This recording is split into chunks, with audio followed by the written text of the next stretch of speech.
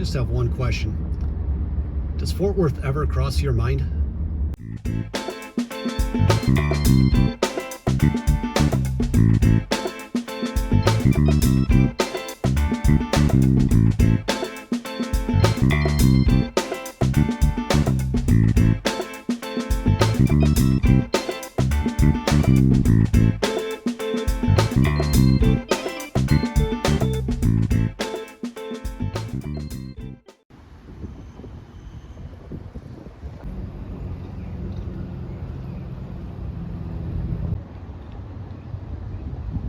Greetings, my friends.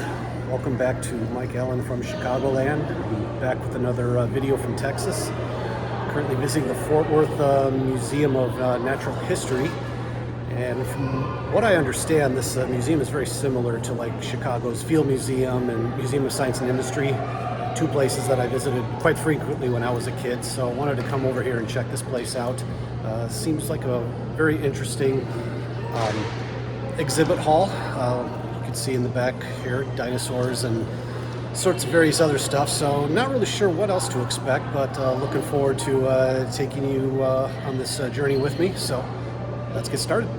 So right when you first walk in, there's a piece of steel beam from Tower 1, the World Trade Center. It was destroyed on September 11th, 2001. It says this was from between the 100 and the 103rd floor. There's the beam from another angle. Let's see how it became a twisted metal. We're going to first head inside the Noble Planetarium. This here is astronaut Alan Bean's training suit as he was training to get ready for the Apollo 12 mission. Here's the oldest confirmed meteor found in Japan. There's some other meteorites. Heading inside the planetarium now. Looks like this is going to be the screen where we're going to see everything on during this presentation. So inside the planetarium, we weren't allowed to film for obvious reasons, just because of the fact that light reflects off of domes. But I just wanted to give a brief overview of what the video was about. The history of flight, starting with the Chinese inventing kites about 2,500 years ago, all the way up through today and the International Space Station. They talked about Leonardo da Vinci and all of his inventions, the Wright brothers, before that balloons and how dirigibles took to the skies before planes. So it was a very interesting topic, something I've always been interested in, and would highly recommend it if you're in the area and you get a chance to get inside and see the video. This here is the Cattle Raisers Museum, another one of the exhibits inside of the Museum of Natural History. There's a bronze statue of Old Blue, one of the most famous Texas Longhorns. There's some information about Old Blue next to his cattle horn that he wore around his neck. Looks like he led the trail herd for cattle ranchers going from Texas to Dodge City, Kansas and back. He lived to be about 20 years old, died in the 1880s. This museum also talks about how barbed wire and windmills aided the cattle ranch industry.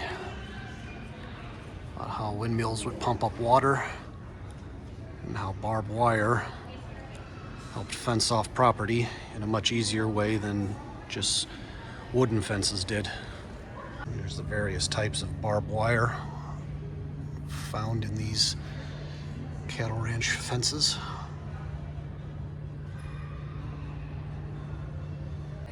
.44 caliber Smith & Wesson pistol carried by brand inspectors and law enforcement of the time. There's an old poster asking for any information to catch any cattle thieves. Obviously the cattle was people's livelihoods back then, and they were willing to pay handsomely to anyone leading information to who might have stolen them. Get an idea of what the Texas Longhorn looks like. So it says on the information placard over here that cattle from Spain in the 1400s, and then when people from other parts of Europe started immigrating to Texas in the 1800s, brought their own cattle. The two bred together and eventually evolved into what we now know as these Texas Longhorns. Now entering Fort Worth in the Green Book exhibit. Now the Green Book was a travel guide for the black community that gave them a list of places that were friendly to people of color, and like such as jazz clubs, restaurants, hotels, things of that nature. And they would use this book when they traveled to see where they would be, most welcome and most invited during the time of the Jim Crow segregation. There's an old segregation trolley sign, circa 1930 here in Fort Worth, Texas. There's copies of the Green Book. So this one is for motorists. This one is called the Automobile Green Book, 1927 to 1928.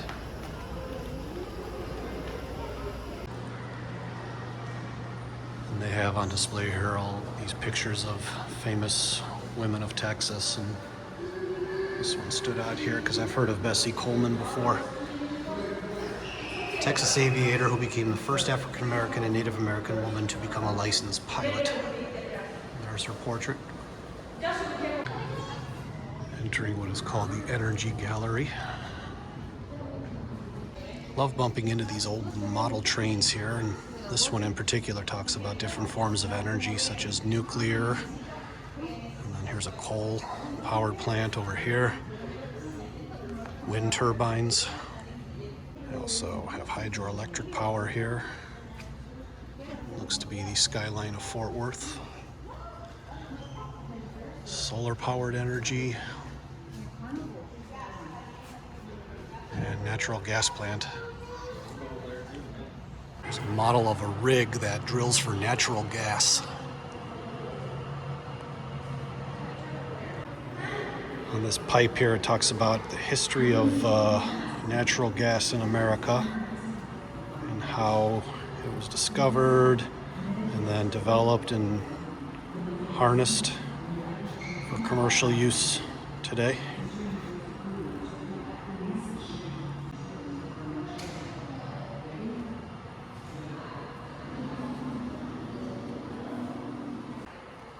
I tried all these buttons here. They don't actually do anything. They're just models, but they've got a button for New York, Chicago, Los Angeles, and Fort Worth up here. Entering the dinosaur exhibit area now, and this is called the Tentatosaurus. And I think it derives its name from the fact that it has a very lizard-like look to it.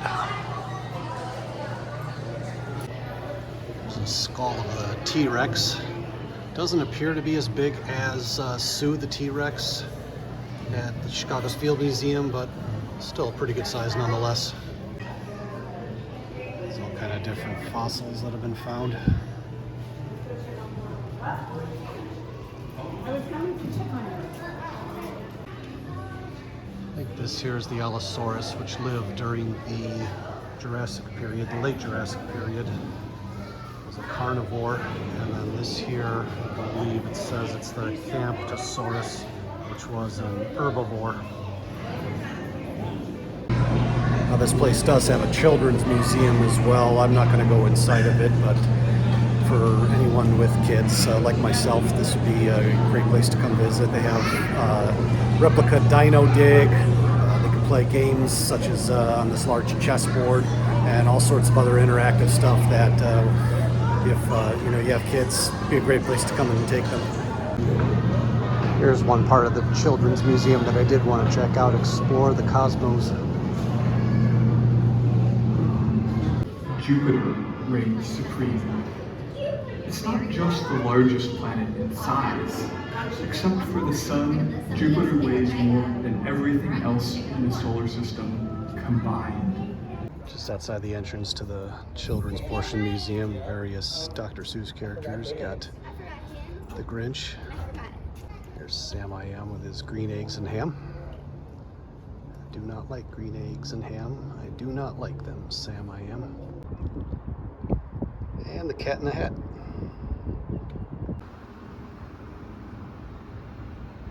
So thank you for joining me at the Fort Worth Museum of Science and History. This was a pretty fun journey. Got to see some pretty cool exhibits along with the planetarium presentation. If you want to help me out, just hit that like and subscribe button. There's also other ways in the description to help me if you'd be willing to take a look and visit. I'd appreciate it. So I'll be back next Friday with another video, but until next time, don't you go changing.